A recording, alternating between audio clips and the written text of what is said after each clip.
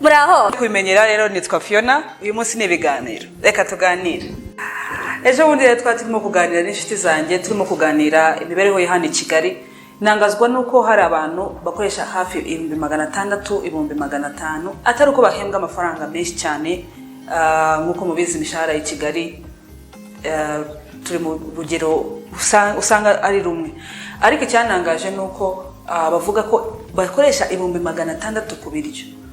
Nje rero byaneye impungenge cyane bituma nekereza gukora ino video. Kubatabizi rero nize mbere ko niga bino byo guteka nize ibutare muri economy mwishami ribijyanye n'iterambere.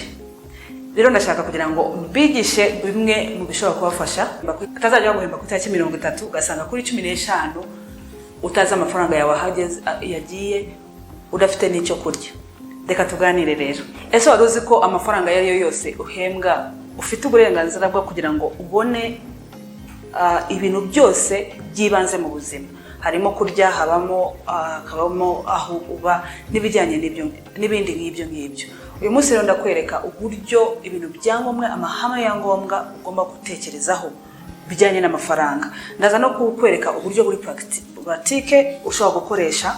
Ndaza kubereka uko ushobora gukoresha ano envelope kugira ngo ugire control ku mafaranga yawe utazajya ugira stresse ukwezi kutaranarangira. Icyambere rero ugomba gutekereza baza kubona nkomeza ndeba ahangaha kuko nahashize amanote. Icyambere ugomba gutekereza nuko ugomba kugira intego y'amafaranga yawe uburyo ushaka kuyakoresha. Intego ya mbere ushaka kuvuga ngo ngenda shaka kwishura ideni kugira ngo ideni ribe rirangiye mu gihe runaka. Urumva ko uwo muntu atandukanye n'umuntu uvuga ngo ndashaka kugira ngo nzaje ndangiza ukwezi nafite stress. Ushaka kuba ubundi ari ukuvuga ngo ndashaka gusevingira kujya muri vacances muri Dubai n'ahandi ngaho ngaho. Urumva rero ko mwamufite intego zitandukanye. Impamvu ndimo kuvuga iyo ntego nuko iyo ntego ariyo ituma udatambikira iyo utangiye kuyigira. Ndabizi ko iki kiganiro cy'amafaranga ari kiganiro tutamenyereye kuvuga muri societe nyarwanda. Usanga umuntu anyura muri kaminuza anyura ahantu hari hose usibye bitwege bize economy nta muntu kuganiriza ku bijyanye n'amafaranga.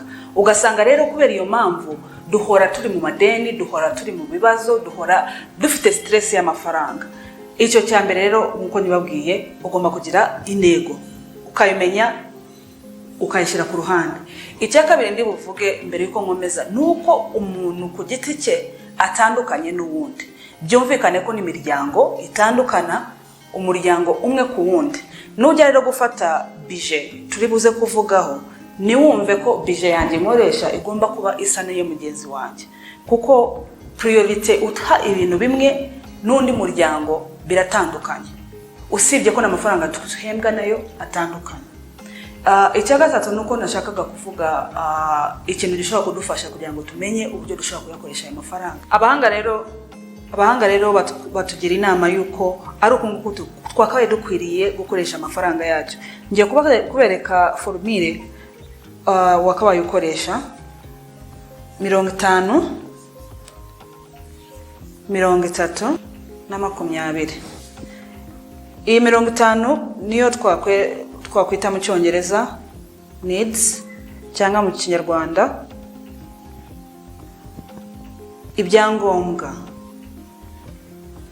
Muri ibi icya kabiri ni wants, icyo twakwita ibyo wifuza. Icya gatatu ni saving, ayo wizigama. Impamvu rero ndimo gutanga ino pourcentage yo tugomba gukoresha nuko mbizi ko twese tudahembwa amafaranga amwe, ariko nukurikiza ino mibare biraza kugufasha kugira ngo umenye icyo uko ugomba kuyashiramo. Muri izi needs rero habamo ibintu bitagomba guhinduka. Harimo inzu, amafaranga y'inzu ku batarubaka inzu zabo, amafaranga y'ishuri, hakaba harimo ibiryo, hakaba harimo niba ufite imodoka hano twakwereka essence. Ngo murabyumva ni bya bintu mu by'ukuri bikenewe mu buzima. Ahangaha rero muri wants, ibyo wifuza, hajyamo ibintu ubaye udafite ntacyo waba. Harimo gusohoka n'inshuti zawe, ubwiza, urugero kujya muri salo ku bagore, ushaka kwisukisha, ku bagabo kwiyogoshesha, kugura amaherena n'ibindi nk'ibyo byose. Ahangaha mu kwizigama birumvikana kari amafaranga ushyira ku ruhande ashobora kugenda muri investment, ibintu bishobora kuguteza imbere, cyangwa wizigamira ikintu kizaza, icyo twakwita future expense. Ni ukuvuga ngo hari yenda urashaka kugura imodoka nubwo iri muri liability cyangwa ikintu kitatuzanira amafaranga, ushaka kuvuga ngo iyi saving 20 ndashaka kwishyira ahangaha kugira ngo ushobore kuzagera kuri bya bindi intego yawe yo mu minsi izaza. Ibi ngibi rero tumaze kubireba. Kugira ngo rero ushobore kugera kuri ibi ngibi nuko hari amahame ugomba kugenderaho. Icyambere, ugomba kugira control ku mafaranga yawe. Ibyo ugomba kubyishyira mu mutwe ukavuga ngo niyemeje kugira control ku buzima bwanjye. Hari abatekereza ko kugira control ari ukubaho nabi, ariko no kuvuga ko bigufasha ahubwo kubaho neza, kuko umutwe wawe udahora utekereza uri mu bibazo. Icya kabiri nuko niba hari ibintu bituma ukoresha amafaranga menshi bidakwiriye nk'uko ubishaka, ibyo bintu ugerageza kubyirinda. Urugero, niba kugenda muri alimentation bituma ukoresha amafaranga menshi, gabanya ku ngendo zo kujyayo, ujye ukora liste yawe, ugendeyo gakeya cyane kugira ngo uvaneho izo triggers cyangwa ikintu kizamura ibigeragezo byo kugira ngo ukoresha amafaranga menshi kurusha ayo ufite. Niba ari inshuti, hari abantu bafite inshuti akaba yakubwira tugende Igisenyi, bikakunanira kuvuga ngo simfite 100 byo kugenda Igisenyi. Izo nshuti niba wumva bitarimo kuvamo kugira ngo ugere kuri za ntego wihaye, uba ushobora gushize ku ruhande. Ikindi nuko iyi 20 cyangwa percentage yariyo yose ushobora kuba ushoboye muri aka kanya, ushobora no kudashoboye 20 ukavuga reka nangire ku 10, ariko intego yawe ari kugira ngo ugere kuri 20. Iyi ngiyi rero igomba kuvaho mbere yuko utangira guspending, mbere yuko utangira kujya guhaha, mbere yuko utangira kugira gute, ushobora no kufunguza konte ya saving gusa kugira ngo amafaranga ajye ageraho direct. Bishobotse yaba ari konte ya uba udashobora kugira ngo accessing buri gihe. Hari konte zo gusavinga, ariko hari nizo ushobora kwishiriraho gahunda ukavuga ngo ngomba kujyamo 2 ku mwaka. Izo nizo nabagiramo inama kugiramo. Ikindi cyangombwa cyane ngomba kuvugaho, ikingira ngo kirareba abagore kuko mbona ari twege dufite icyo kibazo, no gushaka kubaho ubuzima udashoboye. Uko navuga, niba uhembwa 400 ukaba ushaka kugira ngo ubeho mu buzima nk'ubw'umuntu uhembwa miliyoni abaho, birumvikana uraza gutangira no kujya mu ngeso mbi, kubera ko ubwo buzima udashobora kubushobora. Sinshaka kugira ngo umuntu atekereze ko ndimo kugira ngo abantu babeho batifuza ibintu byiza, ariko tugomba kumenya ko ari urugendo. Uyu munsi ushobora kuhembwa 400, ariko ntabwo bivuze ko ari uzahora. Ushobora kuhembwa 50, si bivuze ko ari uzahora. Ejo ugomba gutekereza ngo nzabigeraho. Rero niba uhembwa 50, gerageza ubeho neza, ariko ubeho muri ayo mafaranga uhembwa 50. Ibi bituma abantu duhora mu madeni, ugasanga urahura n'inshuti yawe arakugurisha 5,000 ukayisuhuza wihuta kugira ngo itaza kuvaho ikubaza ya mafaranga. Amajyoko ajya bavuga ngo usanga kubera ko utarishura ubukode bikunanira kurya inyama, kuko uvuga ngo ninkaranga uraza kumenya ko nari inyama. Nyirunzu avuga ati urarya inyama utaranyishura. Rero ibyo biterwa nuko urimo kubaho ubuzima mu by'ukuri bureze ubushobozi bwawe. Kimwe gishobora kukubwira ko urimo kubaho mu buzima burenze ubushobozi bwawe, nuko uba urafite amafaranga na make ushobora gushira ku ruhande kugira ngo wizigame. Twese bitubaho. Niba udafite amafaranga ushobora gushira ku ruhande ngo wizigame, ni ukuvuga ngo expenses zawe zirenze ubushobozi bwawe.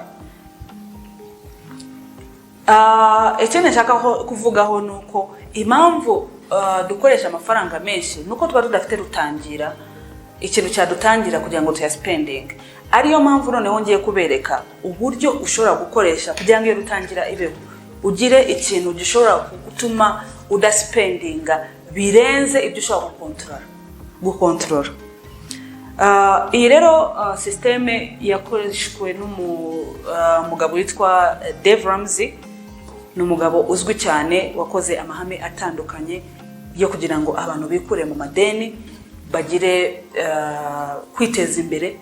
Iyi systeme rero nabiyumvanye marene wanjye bwa mbere kugira ngo mu myaka nk'icumi ishize, numvishije inangaje cyane. Kuva icyo gihe ntangira kuyikoresha, ndayitangaho ubuhamya ko birakora n'ukuri. Ino systeme yamfashije cyane, imaze gukorwaho ubushakashatsi mu bihugu byinshi n'abantu benshi bayitangira ubuhamya. Ni systeme yitwa envelope system. Mu rurimi rwumvikana ni ugukoresha ama envelope kugira ngo ujere amafaranga yawe, money management. Aya envelope rero ukuntu bikora nuko icyambere ugomba kuba uzi kategori ya budget yawe uko ihagaze. Buri umwe agira birumvikana budget uko ibintu birimo. Ingero rero nshobora kubaha nuko hashobora kuba harimo envelope ijyamo ibiryo, hari envelope ishobora kujyamo ubukode, hari ishobora kujyamo amashuri, ushobora kujyamo personal. Ahangaha ariho ushobora gushiraho amafaranga witwaza mu buzima busanzwe kugira ngo ukoreshe ibyo ushaka. Ushobora kujyamo imyidagaduro, maintenance yo mu rugo cyangwa ibindi bintu ukoresha, nkuko twavuze beauty bijyanye n'ubwiza.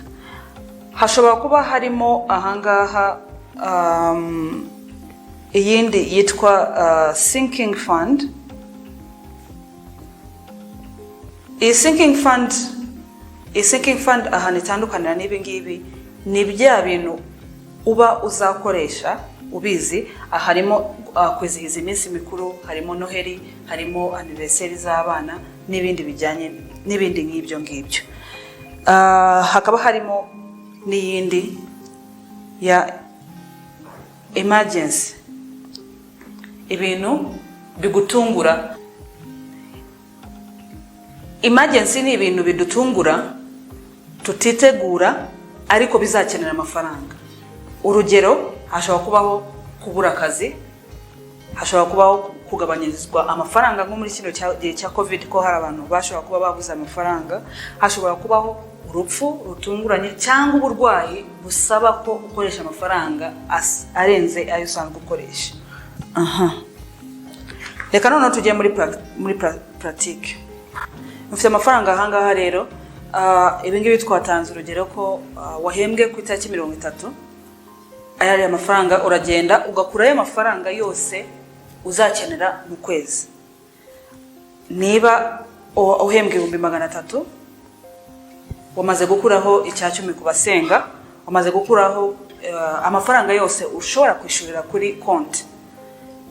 Ushobora kuba yenda nyirinzu wowe ashobora kwemera ko wishura kuri konti, ubwo birumvikana ko yo uyasiga kuri konti ku kanya ukahita uyagiraho mbere yuko utangira kuyakoresha. Aya ngaya tuvuzigizege ko ari ibihumbi 50 ariyo nzakoresha ku kwezi mu kurya.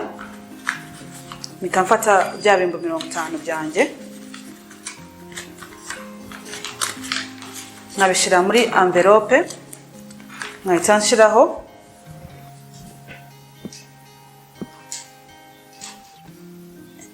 ibiryo. ukandikaho ibiryo mu rurimi rwarwo rwose rukubangukiye. Ushaka kwandikaho food, ushaka kongera ururimi rwose wumva rukubangukiye, ukandikaho ibiryo bikaba biri ahangaha.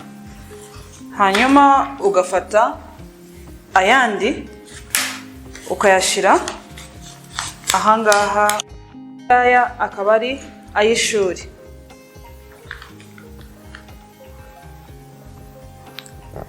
Ukuntu rero ngiye mbigenza nuko mubizi ushobora kuba ngiye mfite umwana umwe, no kuvuga ngo niba wishura 200 ku gihembwe ku ishuri ry'umwana, yenda ukaba uhembwa 300, birumvikana ko igihembwe nikijya kugera utazaba ufite ukuyeho biriya 200 ntabwo washobora kubaho.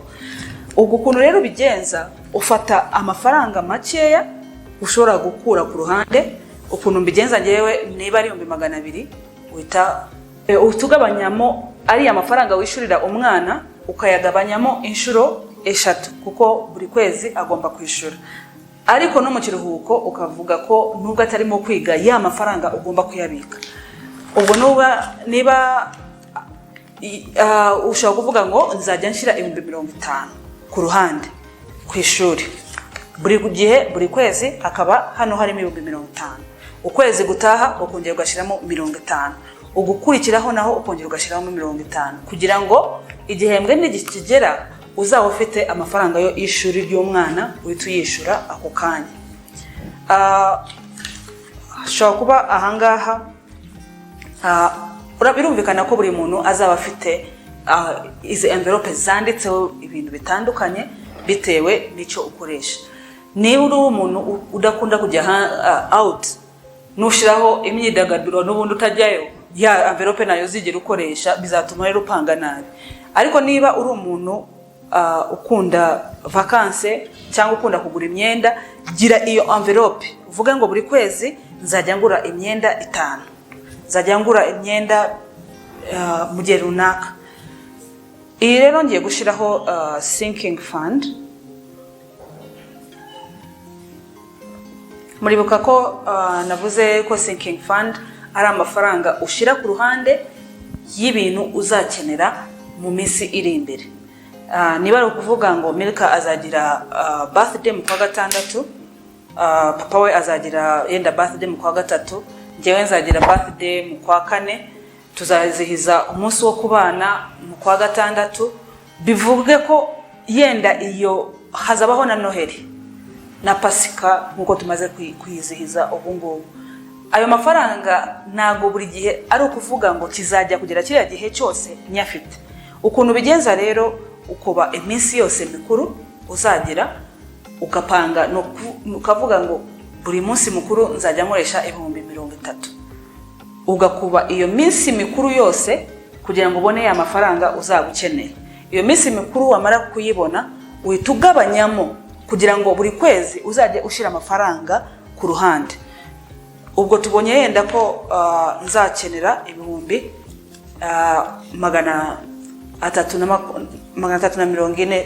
yenda, buri kwezi ngiye kuzajya mfata 30,000. 30,000 urumva ko ari makeya, bituma ujya kugera umwaka umunsi mukuru udafite stress nini ya 50. Ukuvuga ngo aya ngaya nsigaje tuaza kugira emergency. Ndimo gushiramo amafaranga ayo mbonye n'urugero kugira ngo bibe practical. Iyi emergency ukayishiramo ahangaha. Ino emergency rero igomba kuba ari ibintu udashobora kugiraho control, bibuze ushobora kugira ikibazo. Atari kuvuga ngo mugenzi wanjye yagize ubukwe reka njye kugura ikanzu izabemeza. Oya, no kuvuga ngo niba ubukwe buzabaho, si ubukwe n'ubundi abantu baradutumira tukaba tubizi, iyo ntago ari emergency. Niba ari kuvuga ngo nyeneye telefone igezweho iPhone runaka, nagukura muri emergency, kuko ibyo ni ibintu ushobora. Emergency ni nyogokuru yapfuye, ngomba kujya kumushingura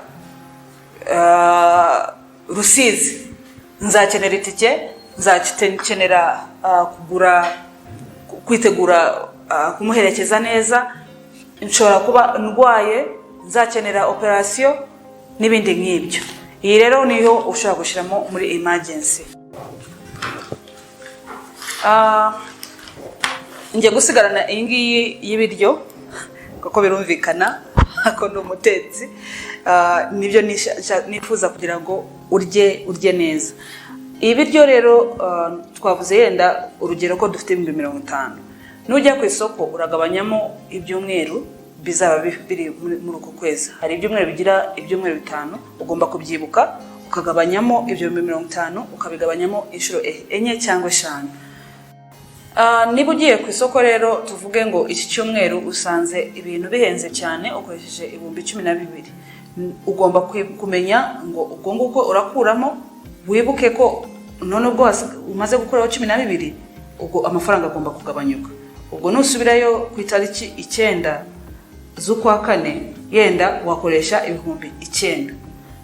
Nusubirayo ku itariki 14 z'ukwa 4 uramenya ngo bya 9,000 uri buze kubikoresha. Ariko ushobora no kugenda ukundi kwezi ikindi cyumweru ugasanga ibiryo byagabanyutse, tuvuge ugakoresha 6,000.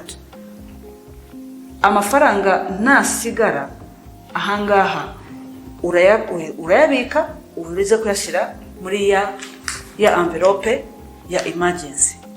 Amafaranga asigaye ahariho hose ahangaha, ibyiza nuko wahita uyavanaho ukayashyira muri emergency. Tuvuge rero ngo ay'ibiryo ugeze ku itariki 15 bazaguhema kuri 30, amafaranga arashize.